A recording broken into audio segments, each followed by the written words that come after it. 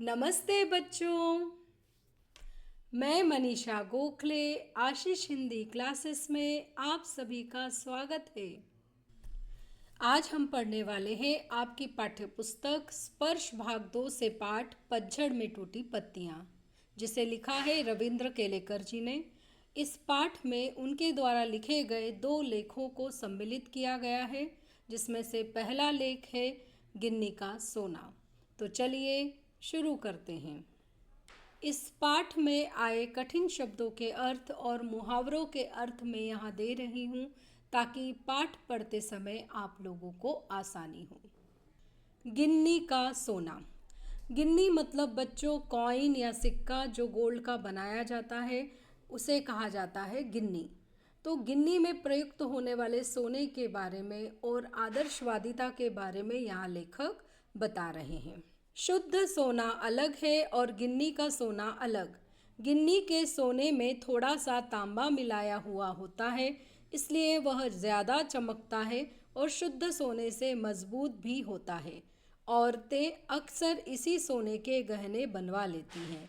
फिर भी होता तो वह है गिन्नी का ही सोना। तो यहाँ पर राइटर शुद्ध सोने मतलब प्योर गोल्ड और गिन्नी का सोना मतलब जो कॉइन के लिए गोल्ड यूज़ किया जाता है, उनके बीच में कंपैरिजन कर रहे हैं और कह रहे हैं कि शुद्ध सोना एकदम अलग होता है और जो गिन्नी या कॉइन बनाने के लिए सोना यूज़ किया जाता है, प्रयोग किया जाता है, वह अलग होता है। क्यों? क्योंकि जो गिन्नी का सोना होता है उसमें हम थोड़ा सा तांबा या कॉपर मिलाते हैं। इस तांबे या कॉपर के मिलाने से 2 खासियत उस सोने में आ जाती है। उसकी चमक बढ़ जाती है और उसकी मजबूती भी बढ़ जाती है, वो ज़्यादा स्ट्रॉन्ग हो जाता है। और इसीलिए औरतें अक्सर इसके गिन्नी के सोने से गहने बनाती हैं। मतलब जो प्योर गोल्ड होता है वो तो 24 कैरेट होता है, पर जो गोल्ड हम ज्वेलरी बनाने के लिए यूज़ करते हैं वो 22 कैरेट होता है, क्योंकि उसमें थोड़ा तांबा मिला हुआ होता है। तो यहाँ पर राइटर कह रहा है कि भले ही वो चमकदार हो, भले ही वो मजबूत हो, लेकिन है तो वह गिन्नी का सोना, मतलब उसमें मिलावट है। शुद्ध आदर्श भी शुद्ध सोने के जैसे ही होते हैं। चंद लोग उसमें व्यावहारिकता का थोड़ा सा तांबा मिला देते हैं और चलाकर दिखाते हैं। तब हम लोग उन्हें प्रैक्टिकल आइडियलिस्ट कहकर उनका बखान करते हैं। तो यहाँ पर राइटर जो शुद्ध सोना है उसका कंपैरिजन शुद्ध आदर्श मतलब नियम, सिद्धांत, आइडियल से कर रहा है। वो कह रहा है कि जिस तरह से प्योर गोल्ड की एक अपनी इम्पॉर्टेंस होती है, वैसे ही जो प्योर नियम है, आदर्श है, जो आइडियल्स है, वो भी बहुत महत्वपूर्ण होते हैं। लेकिन कुछ लोग क्या करते हैं, उसमें थोड़ी प्रैक्टिकलिटी या व्यवहारिकता ऐड कर देते हैं, जैसे कि हम सोने में तांबा मिलाते हैं और फिर उन आदर्शों को वो चलाते हैं, लोगों तक पहुंचाते हैं। तब ऐसे लोगों को हम कहते हैं प्रैक्टिकल आइडियलिस्ट, मतलब व्यवहारिक जीवन में वो आदर्शों को अपने जीवन में चलाकर दिखाते हैं और ऐसे लोगों की फिर प्रशंसा की जाती है, उनके बारे में बताया जाता है। पर बात ना भूले कि बखान आदर्शों का नहीं होता, बल्कि व्यवहारिकता का होता है। और जब व्यवहारिकता का बखान होने लगता है, तब प्रैक्टिकल आइडियलिस्टों के जीवन से आदर्श धीरे धीरे पीछे हटने लगते हैं और उनकी व्यवहारिक सूझबूझ ही आगे आने लगती है। सोना पीछे रहकर तांबा ही आगे आता है। पर यहाँ पर राइटर क्या कह रहा है कि 1-2 बार अगर आप अपने आदर्शों में थोड़ी ढील दे देते हैं, अपने नियमों में थोड़ी ढील दे देते हैं, तो वो ठीक है। लेकिन अगर आपकी जो तारीफ की जा रही है, अगर वो केवल आपके आदर्शों के कारण न कर आपके प्रैक्टिकल अप्रोच के कारण की जा रही है कि आप कितने प्रैक्टिकल हैं, कभी कुछ मान लेते हैं, कभी कुछ मान लेते हैं, तो ऐसे में फिर वो व्यक्ति प्रैक्टिकल आइडियोलॉजिस्ट नहीं रह जाता है, क्योंकि फिर वो प्रैक्टिकल पर्सन बन जाता है। उसके जीवन से जो आइडियल्स हैं, जो आदर्श हैं, वो बहुत पीछे हो जाते हैं और उसकी जो प्रैक्टिकलिटी है, मतलब समय के अनुसार काम करने की समझ, वही बाकी रह जाती है। और ऐसी कंडीशन में जो सोना है वो बहुत पीछे रह जाता है और तांबे ही आगे रह जाता है, मतलब तांबे की ही तारीफ होने लगती है, मतलब उसकी प्रैक्टिकलिटी की, मतलब प्रैक्टिकल अप्रोच की ही तारीफ होने लगती है कि वो कितना व्यवहार कुशल है, पर उसमें आदर्श कुछ भी शेष नहीं बचते हैं। चंद लोग कहते हैं गांधी जी प्रैक्टिकल आइडियलिस्ट थे, व्यवहारिकता को पहचानते थे, उसकी कीमत जानते थे, इसीलिए वे अपने विलक्षण आदर्श चला सके, वरना हवा में ही उड़ते रहते, देश उनके पीछे न जाता।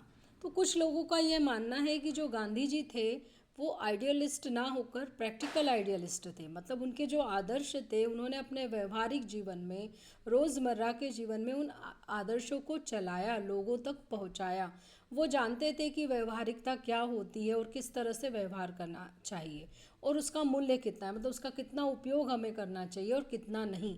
इसीलिए वो अपने जो विलक्षण, जो विशेष या जो ग्रेट उनके आदर्श थे, जो उनके आइडियल्स थे, सत्य, अहिंसा, परोपकार, ये सारे आदर्शों को वो चला सके, मतलब अपने व्यवहार में ला सके। नहीं तो क्या होता, वे हवा में ही उड़ते रहते, मतलब कहने की बातें भर रह जाते और फिर देश उनके पीछे नहीं, मतलब देश उनका अनुयायी या फॉलोअर नहीं बनता अगर उन्होंने थोड़ा प्रैक्टिकल अप्रोच नहीं अपनाई होती। हाँ, पर गांधी जी कभी आदर्शों को व्यवहारिकता के स्तर पर उतरने नहीं देते थे, बल्कि व्यवहारिकता को आदर्शों के स्तर पर चढ़ाते थे। वे सोने में तांबा नहीं, बल्कि तांबे में सोना मिलाकर उसकी कीमत बढ़ाते थे, इसलिए सोना ही हमेशा आगे आता रहता था। तो गांधी जी ने भले ही अपने व्यवहारिक जीवन में आदर्शों का उपयोग किया, पर कुछ समय में ही उन्होंने अपने आदर्शों को थोड़ा मोल्ड किया, पर हमेशा ही उनके आदर्श उच्च स्थान पर रहे और व्यवहारिकता निम्न स्थान पर। इस कारण क्या हुआ, उन्होंने व्यवहारिकता के स्तर को बढ़ाया कि प्रैक्टिकल वे में भी हमें इन आइडियल्स को, इन आदर्शों को किस तरह से फॉलो करना है, ना कि उन्होंने अपने आदर्शों को नीचे गिराया प्रैक्टिकल अप्रोच रखने के लिए। तो उन्होंने, इसलिए राइटर कह रहा है कि वो सोने में तांबा नहीं मिला रहे थे, बल्कि उन्होंने तांबे को में सोना मिलाकर तांबे की जो वैल्यू है उसको बढ़ा दिया। और इस कंडीशन में जो आदर्श है वही लोगों को दिखे, उनकी प्रैक्टिकल अप्रोच नहीं दिखी। व्यवहारवादी लोग हमेशा सजग रहते हैं, लाभ हानि का हिसाब लगाकर ही कदम उठाते हैं। वे जीवन में सफल होते हैं, अन्यों से आगे भी जाते हैं, पर क्या वे ऊपर चढ़ते हैं? तो यहाँ पर राइटर बता रहा है जो प्रैक्टिकल लोग होते हैं वो हमेशा सतर्क, सजग मतलब सतर्क रहते हैं, अलर्ट रहते हैं, और वो हमेशा अपना प्रॉफिट किस में है, अपना लॉस क्या है, इसके बारे में ही सोचते हैं और उस हिसाब से अपना कदम बढ़ाते हैं, मतलब अपनी नेक्स्ट स्टेप लेते हैं या अगला कार्य क्या करना है वो डिसाइड करते हैं। और वो लोग जीवन में सक्सेसफुल भी होते हैं, दूसरों से आगे भी जाते हैं, पर एक्चुअल में वो ऊपर नहीं चढ़ते हैं। क्यों? क्योंकि राइटर कहता है कि खुद ऊपर चढ़े और अपने साथ दूसरों को भी ऊपर ले चले, यही महत्व की बात है, और यह काम तो हमेशा आदर्शवादी लोगों ने ही किया है। समाज के पास अगर शाश्वत मूल्यों जैसा कुछ है तो वह आदर्शवादी लोगों का ही दिया हुआ है। व्यवहारवादी लोगों ने तो समाज को गिराया है। तो राइटर यहाँ पर क्या कह रहा है कि केवल खुद की प्रोग्रेस इम्पॉर्टेंट नहीं है, अपनी प्रोग्रेस के साथ साथ दूसरों की भी प्रोग्रेस हो, यह इम्पॉर्टेंट बात है। और यह काम हमेशा जो आइडियोलॉजिस्ट हैं उन लोगों ने किया है। और इसी कारण समाज में आज भी शाश्वत मूल्य, शाश्वत मतलब जो कभी भी समाप्त ना होने वाले, मतलब जो वैल्यूज़ हमारे सिस्टम में है, हमारे समाज में है, सच बोलना, दूसरों को तकलीफ़ ना देना, ईमानदारी या फिर परोपकार, ये सारे जो वैल्यूज़ हैं ये सब इन आइडियोलॉजिस्ट के कारण ही है, ना कि प्रैक्टिकल अप्रोच रखने वाले लोगों के कारण। तो वह आदर्शवादी लोगों का ही दिया हुआ है, क्योंकि जो व्यवहारवादी लोग हैं उन्होंने तो इस समाज की को डिग्रेड किया है, समाज को नीचे गिराया है। ऊपर उठाया किसने है? आदर्शवादी लोगों ने। इस पाठ का अगला लेख है झेन की देन। झेन का अर्थ होता है बौद्ध धर्म और देन मतलब उपहार। तो बौद्ध धर्म से मिला हुआ उपहार, इसके बारे में रविंद्र केलेकर ने इस लेख में बताया है। इस लेख में आए कठिन शब्दों के अर्थ मैं यहाँ दे रही हूँ ताकि उसे समझने में आपको आसानी हो। झेन की देन। जापान में मैंने अपने एक मित्र से पूछा, यहाँ के लोगों को कौन सी बीमारियाँ अधिक होती हैं? मानसिक, उन्होंने जवाब दिया। यहाँ के 80% लोग मनोरुग्ण हैं। इसकी क्या वजह है? कहने लगे, हमारे जीवन की रफ्तार बढ़ गई है। यहाँ कोई चलता नहीं बल्कि दौड़ता है, कोई बोलता नहीं बकता है। हम जब अकेले पड़ते हैं तब अपने आप से लगातार बड़बड़ाते रहते हैं। अमेरिका से हम प्रतिस्पर्धा करने लगे। एक महीने में पूरा होने वाला काम एक दिन में ही पूरा करने की कोशिश करने लगे। वैसे भी दिमाग की रफ्तार हमेशा तेज ही रहती है। उसे स्पीड का इंजन लगाने पर वह 1000 गुना अधिक रफ्तार से दौड़ने लगता है। फिर एक क्षण ऐसा आता है जब दिमाग का तनाव बढ़ जाता है और पूरा इंजन टूट जाता है। यही कारण है जिससे मानसिक रोग यहाँ बढ़ गए हैं। तो एक बार जब राइटर जापान की यात्रा पे थे, जापान गए हुए थे, तब उन्होंने अपने एक फ्रेंड से पूछा कि जापानीज़ लोगों में कौन सी बीमारी सबसे ज़्यादा होती है। तो उनके दोस्त ने बताया मानसिक मतलब मेंटल हेल्थ वहाँ के लोगों की बहुत ज़्यादा खराब रहती। लगभग 80% लोग मनोरुग्ण या मानसिक बीमारियों से ग्रस्त रहते हैं।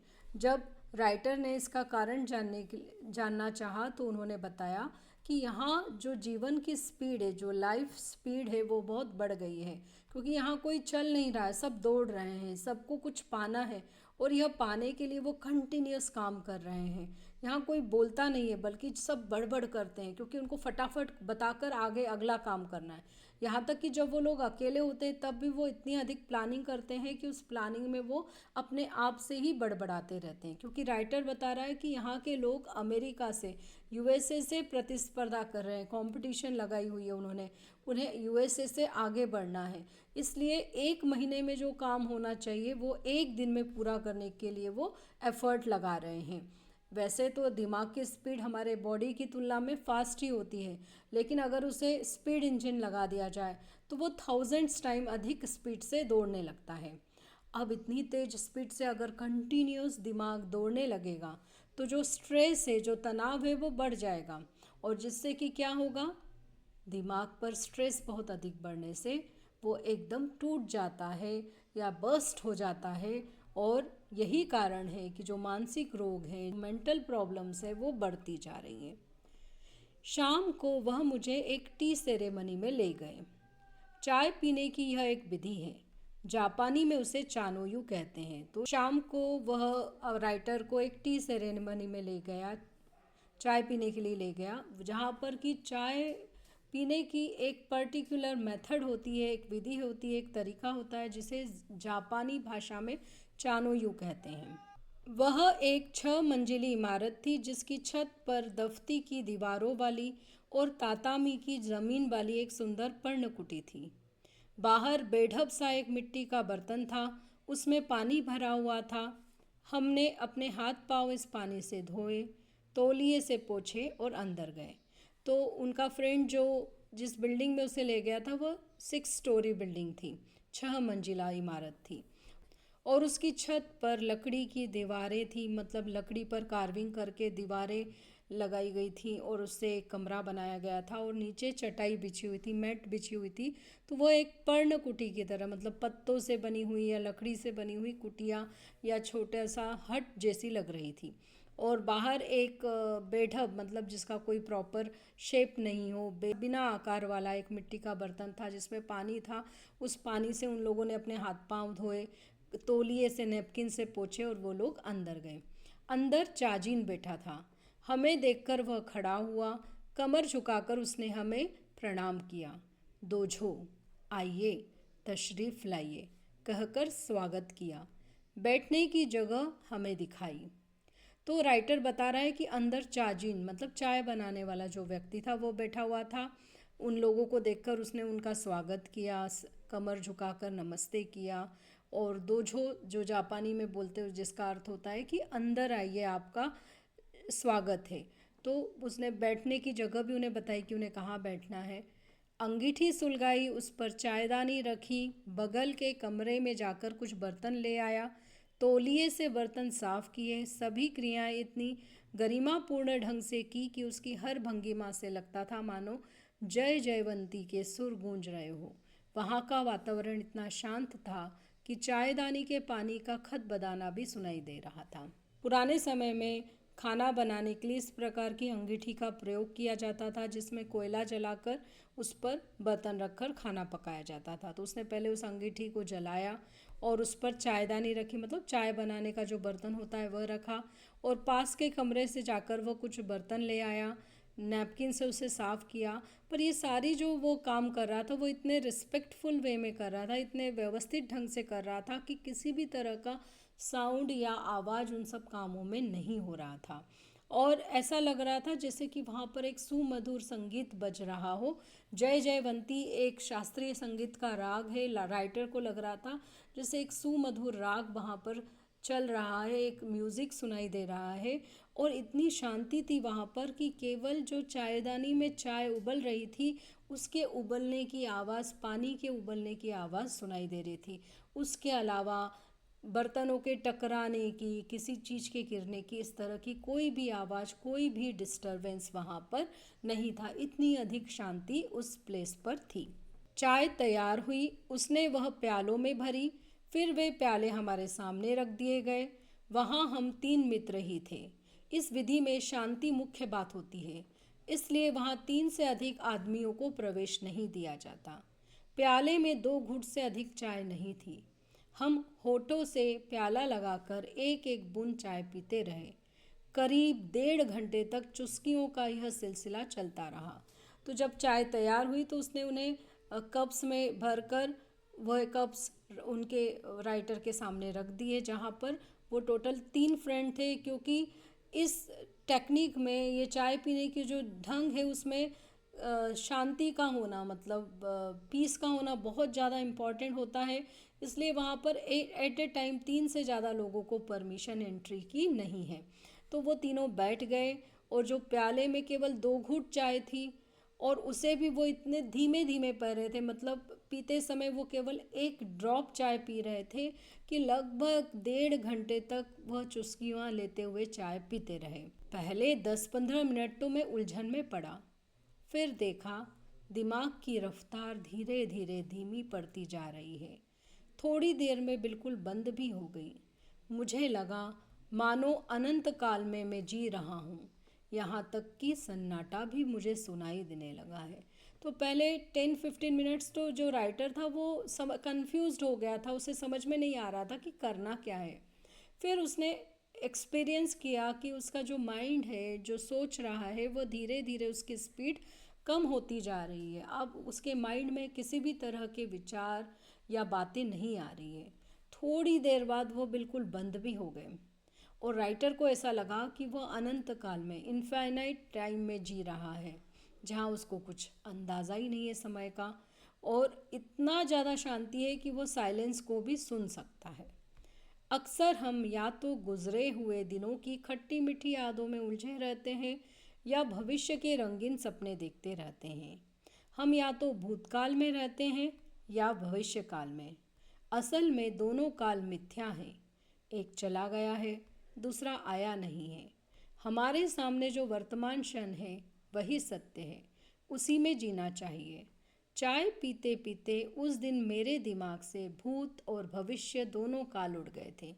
केवल वर्तमान क्षण सामने था, और वह अनंत काल जितना विस्तृत था। तो यहाँ पर राइटर अपने इस एक्सपीरियंस से यह बता रहा है कि यूजुअली क्या होता है कि हम या तो अपने बीते हुए दिनों के बारे में सोचते रहते हैं, उस समय की अच्छी या बुरी यादों में उलझे हुए रहते हैं कि हमारे साथ क्या अच्छा हुआ था या हमारे साथ क्या बुरा हुआ था, या तो हम फ्यूचर के ड्रीम्स देखते रहते, रंगीन सपने देखते रहते हैं। तो राइटर कह रहा है कि या तो हम पास्ट टेंस में रहते हैं या तो फ्यूचर में रहते हैं। एक्चुअल में दोनों ही काल क्या है? मिथ्या। मिथ्या मतलब झूठ है, उसमें से कुछ भी सच नहीं है। अगर कुछ सच है तो वो क्या है? वर्तमान, प्रेजेंट, अभी का समय। क्योंकि जो भूतकाल है वह बीता हुआ समय है, वो जा चुका है। अब हम उसमें कुछ भी चेंज नहीं ला सकते, कितना भी हम चाहे तो भी हम उसको चेंज नहीं कर सकते। और जो भविष्य काल है वो अभी आया ही नहीं है। हम कितना भी सोचें ये करेंगे वो करेंगे, पर फ्यूचर में क्या होगा यह किसी को भी पता नहीं होता है। तो जो ट्रुथ है, जो सत्य है, वो क्या है? हमारा प्रेजेंट, उसी में जीना चाहिए। इसलिए हमें जो लाइफ है वो उसी में जीना चाहिए। चाय पीते पीते राइटर कह रहा है कि उस दिन उसके माइंड से ना तो बीते हुए समय की कोई बात थी और ना ही फ्यूचर की, दोनों ही समय उड़ गए थे। केवल वह उस प्रेजेंट टाइम में जी रहा था, और वो भी इतना लंबा लग रहा था उसको, और इतना शांत अनुभव कर रहा था जैसे कि वो मेडिटेट कर रहा हो। जीना किसे कहते हैं उस दिन मालूम हुआ। जैन परंपरा की यह बड़ी देन मिली है जापानियों को। तो यहाँ पर जो लोग हैं जो बहुत ज़्यादा स्ट्रेस में रहते हैं, बहुत ज़्यादा डिस्टर्ब रहते हैं, तो वो इस परंपरा के या इस ढंग से चाय पीने के लिए वहाँ आते हैं। ये एक मेडिटेशन का एक ढंग है जो जापानियों को बौद्ध धर्म से मिला हुआ है, बौद्ध परंपरा से मिला हुआ है, जो बहुत अच्छी परंपरा है, और जिससे हम वास्तव में किस तरह से जीना चाहिए और किस तरह से वर्तमान में जीना चाहिए, और किस तरह से हम अपने मन को शांत रख सकते हैं, यह हम सीखते हैं। और जापानियों को यह बहुत बड़ा उपहार बौद्ध धर्म से मिला हुआ है। अगले वीडियो में इस पाठ के प्रश्नोत्तर लेकर फिर से हाजिर होंगी। तब तक के लिए धन्यवाद।